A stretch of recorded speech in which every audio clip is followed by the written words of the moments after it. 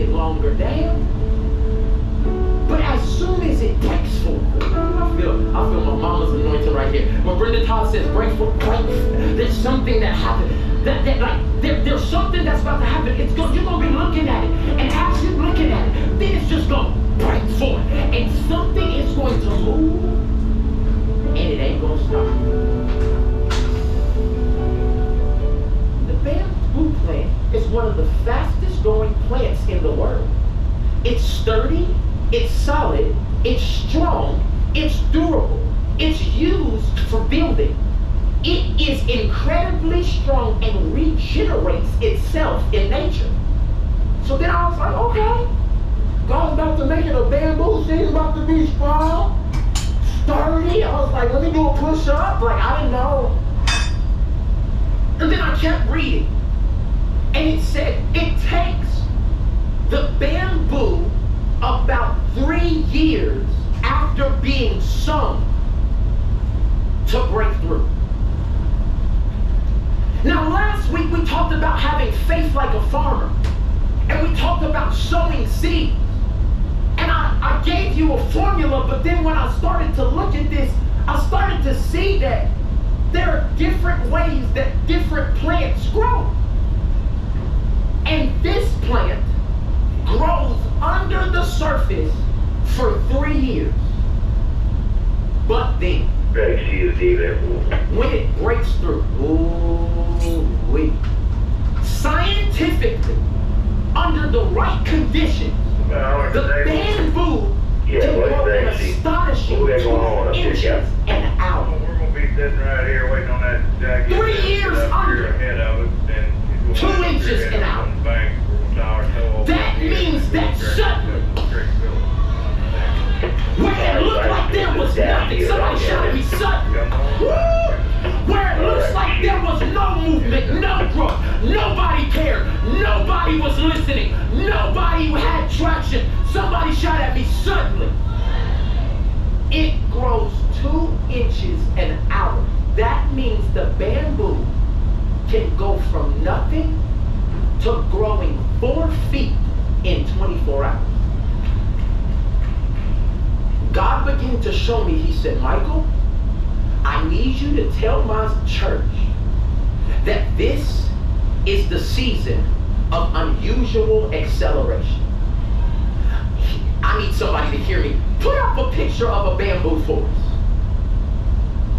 This is a picture of what some of your life is about to look like. Now everybody don't have to shout because some of y'all don't have faith for this. But the name of this series is Crazier Faith. And right now what looks completely empty. Right now what looks like a vacant desert. Right now what nobody has been able to check for. Check back with me tomorrow. Because what God can do. Somebody say it's bamboo season. And I came to prophetically tell you that it is bamboo season, and it is the season of unusual acceleration. Somebody needs to thank God that everything that you've been ashamed of, God will redeem and restore. Because the last sentence of your life will be that God did not let it end in shame. The family that's been ridiculing you for your crazy faith step, the person who said you better not give that money to him, you coming on this vacation, God said, I promise you, stay with me. I will not let you be put to shame. That's why, Dale, it's the bamboo season. God's saying you've been faithful all them years and nothing came up. It was still growing. It was just going down because of what's about to come up. Little root, little fruit. Little root, little fruit. For what God's about to do, it had to take a little bit longer, Dad. But as soon as it breaks forth, I feel my mama's anointing right here. When Brenda Todd says break forth, there's something that happened. There's something that's about to happen. You're gonna be looking at it, and as you're looking at it, then it's just gonna break forth. And something is going to move, and it ain't going to stop. I am a primary care physician, and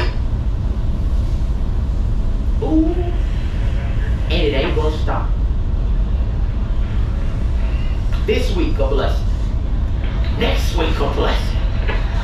The week after that, a blessing. The week after that, it's a revolving door. Hold on, this is my life now? Somebody shout at me, it's bamboo season.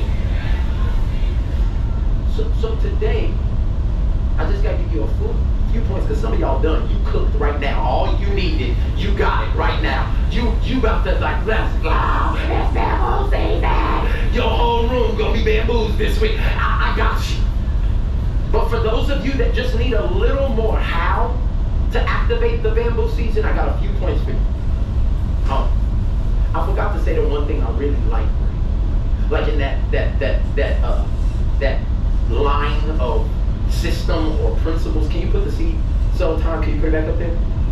See, what ends up happening is that it goes seed, sow, time, work, harvest. And then it's bamboo season, so there's unusual acceleration. Seed, sow, time, work, harvest.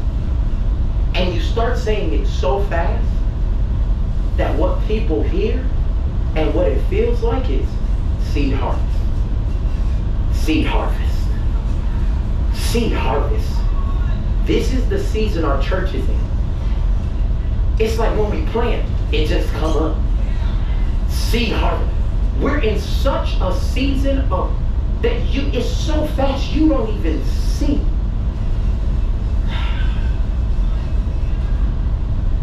And I just needed to tell somebody that the only reason God does something for this house as the organization is to paint a picture of what he wants to do in your house as the organism. Put your hand on yourself and say, this is my season of unusual acceleration. I'm gonna give you 3 more chances, because some of y'all just repeated me. Now you're gonna say it by faith.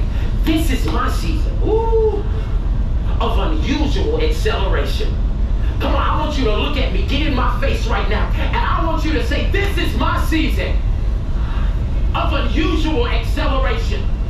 Now some of y'all are about to see this in your life. I'm saying it one more time. Say it with faith. This is my season of unusual acceleration. Now give God praise if you really believe it. Some of y'all don't believe it, but somebody's praise does actually believe it. Yep. Luke chapter 5. One day, as Jesus was preaching on the shore of the Sea of Galilee, great crowds pressed in on him to listen to the word of God. He noticed 2 empty boats at the water's edge, for the fishermen had left them and were washing their nets. Now let me set the scene for you. Jesus is going around drawing crowds from everywhere. The man can stand anywhere and start preaching, and he is kind of the Son of God. And so like people just start coming, being healed, blessed, delivered, set free, all the other things. He's preaching at this moment on the Sea of Galilee and couldn't stay on the shore, but he saw something that he wanted to use as an example that wasn't the main thing, but was the thing that he wanted us to learn. So he sees 2 boats, and he was like, I'm about to get in somebody's boat. And he then looks around for the owner. Where are the people whose boat? Oh, they're washing their nets. See, what you don't know if you don't fish is washing your nets is the thing you have to do after you go out fishing, no matter if you catch anything or not. What this tells me is that if we want to start seeing and activating a season of unusual acceleration, write this point down. You have to steward well what's not working well. These men were fishing all night, that we find out later in the story. They catch nothing. They looked buried. They looked under. But God saw them still being faithful in a place that didn't seem fruitful. And it attracted God to them. In an age where when it doesn't look like it's working, most people quit, God told me to come here and tell you that what is attractive for unusual acceleration is washing your nets, using well or stewarding well over what doesn't look like it's producing well for you right now. That car that you are ready to throw out, God said you haven't cleaned it in a month.